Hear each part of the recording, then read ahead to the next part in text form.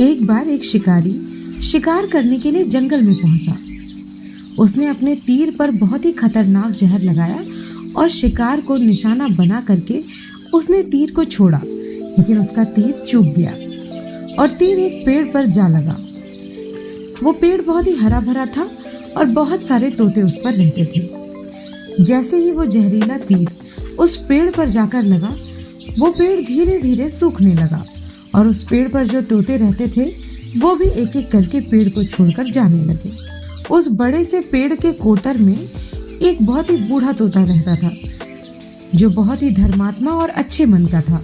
सभी तोते उस पेड़ को छोड़कर जाने लगे थे, लेकिन वो बूढ़ा तोता जाता था, दाना लेकर के आता था और उसी कोटर में आकर के बैठ जाता था, लेकिन उस पेड़ को छोड़ने को तैयार नहीं था।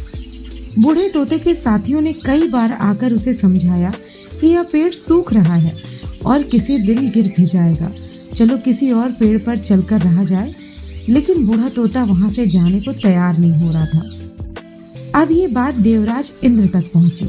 उन्हें बताया गया कि एक तोता है, वो जिस पेड़ पर रहता है उस पेड़ पर एक जहरीला तीर लगने के कारण सूखने, गिरने और खत्म होने के कगार पर आ पहुंचा है और एक बूढ़ा तोता अभी भी वहीं पर रह रहा है। वो दाना लेकर आता है और वहीं पर रहता है, जबकि उस जंगल में बहुत सारे पेड़ हैं, लेकिन वो उसी पेड़ पर रह रहा है। देवराज इंद्र प्रकट हुए और बूढ़े तोते को कहने लगे कि आप बहुत धर्मात्मा हैं, बहुत ही अच्छे मन के हैं, लेकिन आप इस पेड़ को छोड़कर किसी और पेड़ पर चले जाइए, क्योंकि ये पेड़ कुछ ही दिनों में गिर जाएगा। तालाब के पास में बहुत से बड़े बड़े हरे भरे पेड़ हैं, बड़े बड़े कोटर हैं, उन पेड़ों पर फल भी लगे हुए हैं, उन्हें वहीं पर तोड़कर खा सकते हैं, परंतु यहाँ से आप चले जाएं। तोता बोला, माफ कीजिएगा, इस पेड़ ने मुझे जीवन दिया है, शिकारियों से मेरी रक्षा की है, हर मौसम में मेरे साथ रहा है, ये कोटर मेरा घर है, यहाँ मैं पला बढ़ा हूँ। इस पेड़ को छोड़कर मैं कैसे जा सकता हूँ? इस पर संकट आया है, तो क्या मैं इसे छोड़कर चला जाऊं? मैं ऐसा कभी नहीं कर सकता। देवराज इंद्र तोते की इस बात से बहुत प्रसन्न हुए।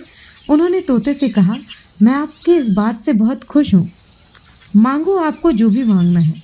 उस बूढ़े तोते ने कहा, मुझे बस इतना मांगना है कि जिस पेड़ ने मुझे जन्म दिया, जहाँ मैं रहा, पला बढ़ा, जिसे आप मेरी जन्मभूमि कह सकते हो, आप इसे फिर से वैसा ही हरा भरा कर दो जैसा ये था। देवराज इंद्र ने अमृत से उस पेड़ को सींच दिया और पहले की तरह हरा भरा कर दिया। अब वापस से उस पेड़ पर आ करके बाकी तोते रहने लगे। वो बूढ़ा तोता कुछ समय तक और जिंदा रहा, फिर उसकी मृत्यु हो गई और वह स्वर्ग चला गया।